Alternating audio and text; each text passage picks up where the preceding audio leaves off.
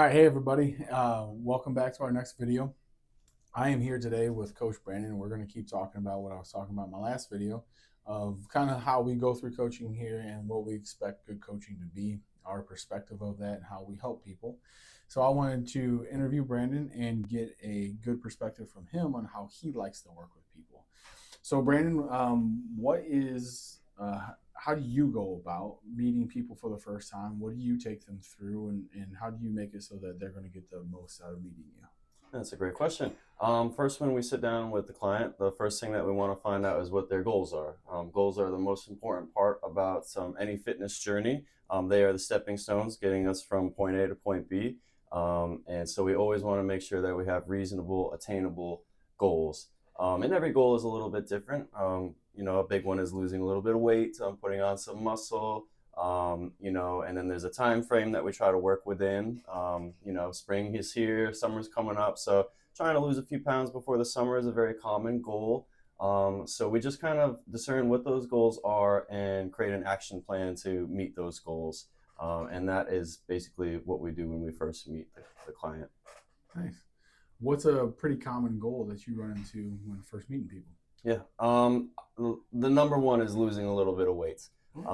This could be an aesthetic choice, or it could be under the direction of a medical professional. Obviously, carrying around a lot of excess weight could lead to some potential health risks. And we care a lot about people's longevity. So that's a big part of what draws me in as a client. I do feel like, aesthetic improvements are a second to, having a healthy lifestyle and all of that. But all those goals can be attained, whether you want to look better, feel better. They are all attainable through a strong action plan, and meeting the goals that we set for ourselves. Small increments of weight loss, not trying to do any crash dieting or anything like that.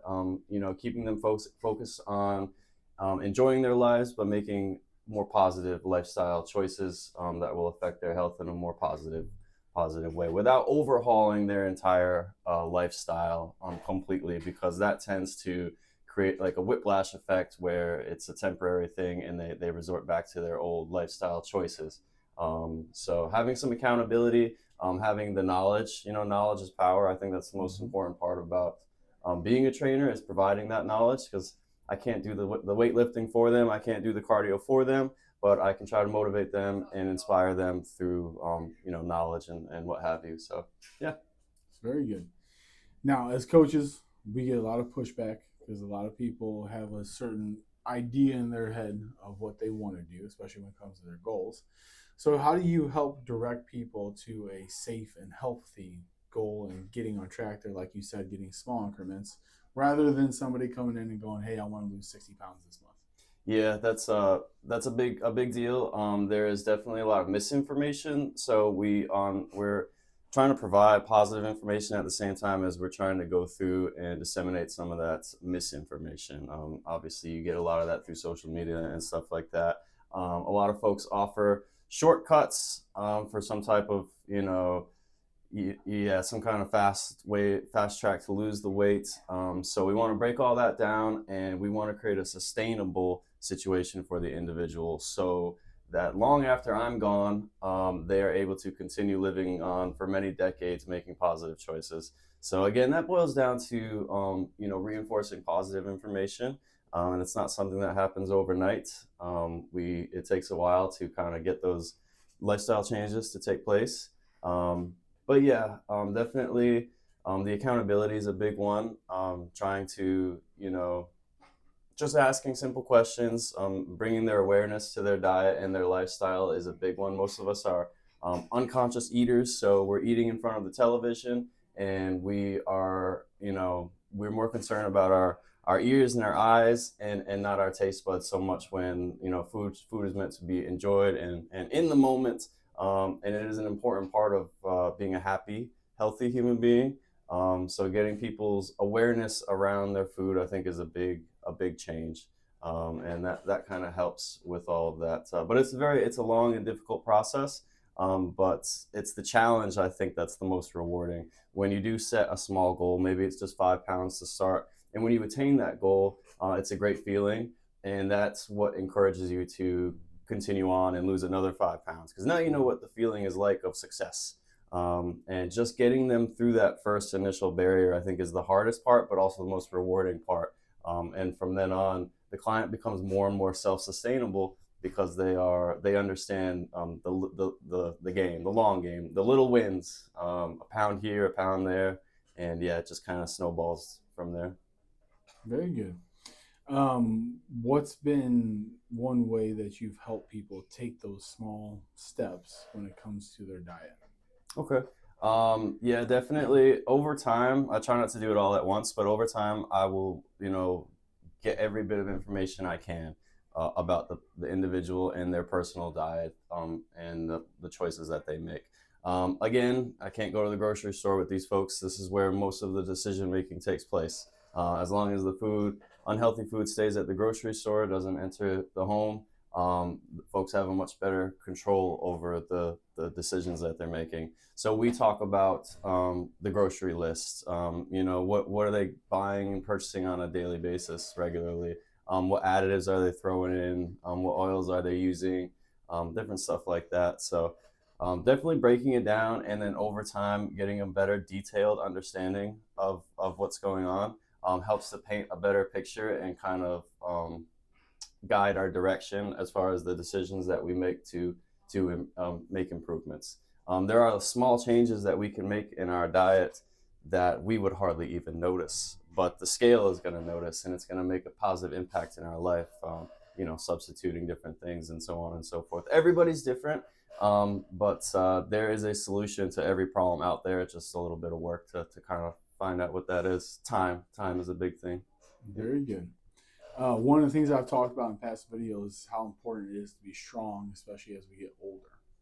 A lot of people are intimidated by strength training, and what that includes better range of motion, better mobility, better flexibility, is all included in your strength. How do you get people past that intimidation factor to where you can get them off the treadmill and into using resistance training? That's a great question.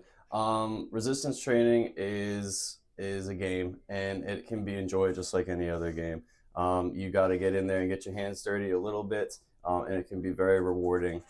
So just easing the person into resistance training, starting with simple things like calisthenics and resistance band training, and then working your way up, kettlebells, dumbbells, machine training, and that kind of stuff.